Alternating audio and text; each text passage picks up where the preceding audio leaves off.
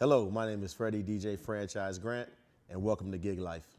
My roots of DJing started pretty early, probably about the age of 12 or 13. I had an older cousin named Darren. He was a DJ, and he was only about 17 himself, so he was way too young to even be in the clubs, but he was really good, so he was able to go into the clubs around Virginia, Martinsville to be exact, and get some gigs. I would travel with him whenever I'd go to Virginia, and I'd fallen in love with music, and around that time, the #1 album out was Raising Hell, Run DMC. And so from there, I just knew I wanted to be a DJ. So immediately after high school, it was time to go to college, and I already knew what I wanted to major on. I wanted to major in communications. Why? Because I wanted to be on the radio, and or weatherman if the radio thing didn't work out. So luckily, freshman year in college, I landed a gig at a gospel radio station. And it was funny because, we're talking 92, 93, where, radio and hip hop especially wasn't as prevalent. I was up in the Baltimore area, just outside of Baltimore. And so the only gig I could land as a DJ was as a gospel radio DJ. So, hey, I took it. And from there, I would make my mixtapes on the side, and I was selling mixtapes, around the college campus. So I was DJing parties from the basement, even did my mama's wedding. And then from there, I ended up getting to Atlanta. Then once I got into Atlanta, I looked around, I said, you know what? I can really make this a real full-time career. So I started getting on my grind in Atlanta, and then comes the birth of what is now known as DJ Franchise. So if you're a DJ in Atlanta, you are one of probably hundreds. Atlanta, between DJs and rappers and actresses and models, right? It's what everybody wants to be or think they can be. So I immediately knew that I was going to be up against or my back was against the wall trying to come in being some superstar, celebrity type DJ. So, I knew the grind had to be real. So I literally tried to get any job I could, just like most DJs. Hey, house parties, backyard parties, anybody need a DJ. And admittedly, yeah, I was that low cost, DJ, whom other older DJs start to hate. But I was trying to get my name out there, and I was in a competitive market. Like, there are some really great DJs in Atlanta, and Atlanta is deep with South culture. So, one of the challenges I did face was, how do I, a kid from up north, come downtown? Honestly, I didn't know anything about guys named Raheem the Dream, and I didn't know anything about Kilo. They didn't play that stuff where I'm from. Where I'm from, it's Biggie, it's Bad Boy, it's Pac, it's Lord the Other, Cool G Rap, KRS-One. So when I got down the South, all I ever heard about was Jermaine Dupri and Outkast. So that was one of the battles you faced when you came here. Then I said, okay, I found my angle. I went to a restaurant over in Decatur, and they were having a karaoke night, out of all things. And being from the North, I was like, karaoke, black people don't do karaoke. And I go into this spot, and it's packed wall to wall, right? And not only is it karaoke, but they're doing hip hop, they're doing R&B. And so immediately I knew, I said, yo, this could be my angle. This really could be the angle.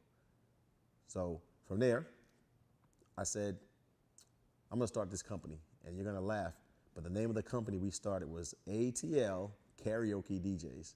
Right. So after we got started with ATL Karaoke DJs, I picked up a couple gigs here and there, small gigs, Mexican restaurants, still wanted to get to the next level.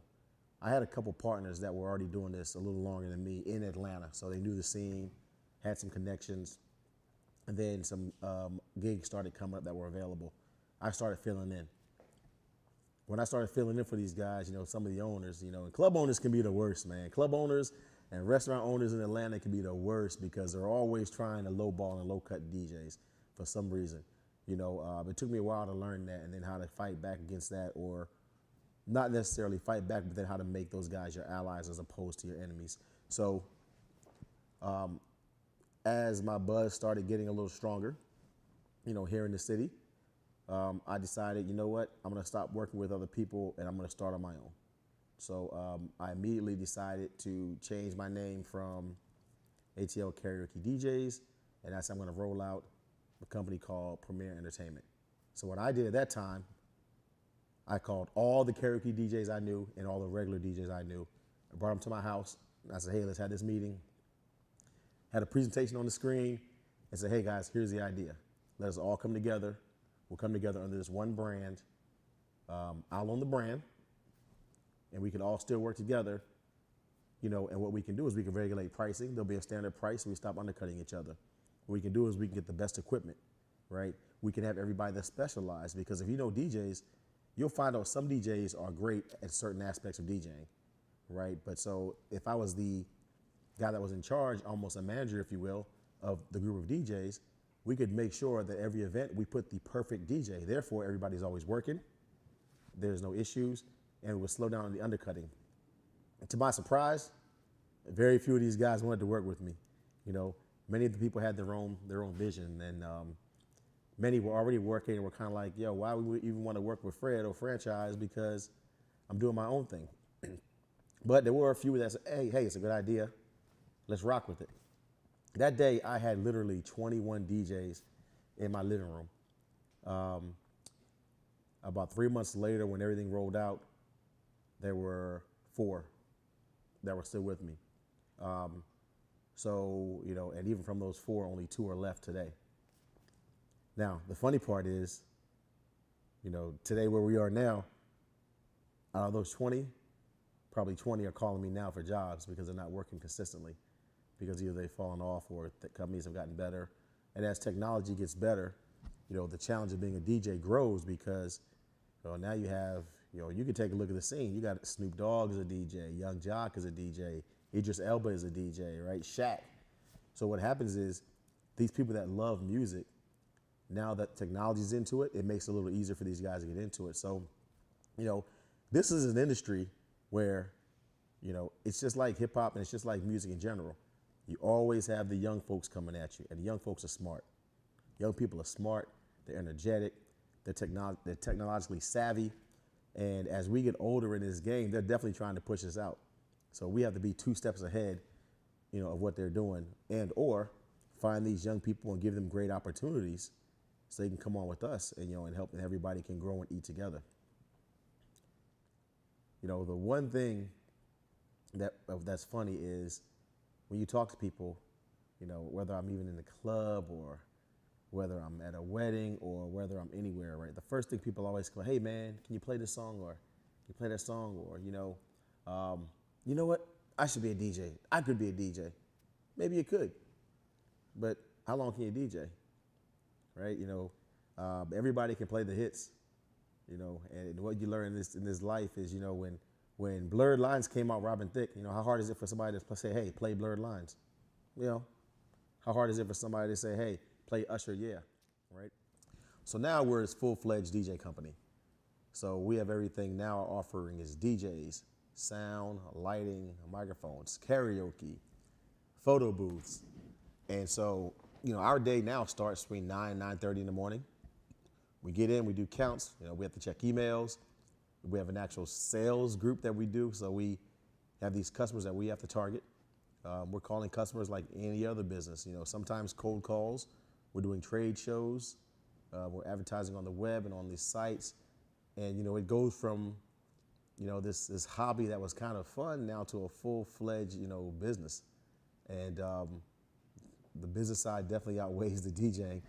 So from there, you know, we're in the office all day. You know, we hop in here at 9:30, we'll go, typically eat lunch here in the office. We're done here every day, approximately 5:30. You know, you get a chance to go home, get yourself something to eat. If you can take a quick nap, take a quick nap. And then for the most part, you know, 7:30, between 7:30 and 8:30, you know, we're back on the road, you know, going to do an event. You know, during the week, you know, we call the chitlin circuit, right? So during the week, you know, the reality of gig life is, you know, the clubs, you know, here in Atlanta are going to pay X amount of dollars, right? Typically on the lower end of the scale. But let's face it, you know, nobody's having huge parties every week on Mondays or Tuesdays or Wednesdays, but you can definitely get a club gig in Atlanta or a restaurant gig in Atlanta consistently to push you through. So we call it our chitlin circuit, right? So I stole that from the movie Ray. They call the chitlin circuit the smaller gigs that are the necessary evil in this industry that you kind of do to keep money in your pocket, you know, waiting for that Thursday, Friday, and Saturday where you can knock out some big gigs and some real money. So, you know, that's our day. I'll get done tonight. Let's say tonight is a Tuesday night. You know, we're going to be in the office here this morning. We're going to leave the office about 5:30, run home, you know, kiss the kids, hug the missus, you know, hopefully catch the news, maybe catch a quick little nap, grab a bite to eat, back out, start at 9 o'clock. You know, we do the club from 9 o'clock to 1. You know, if it's a good night like it normally is, we're there till 2. Pack on up, home 2:30, 3 o'clock. You know, take a shower, wake back up in the morning, kids off to school, you know, back in the office again at 9 o'clock. You know, and that's how you get these bags under your eyes, right? So that's the gig life standard.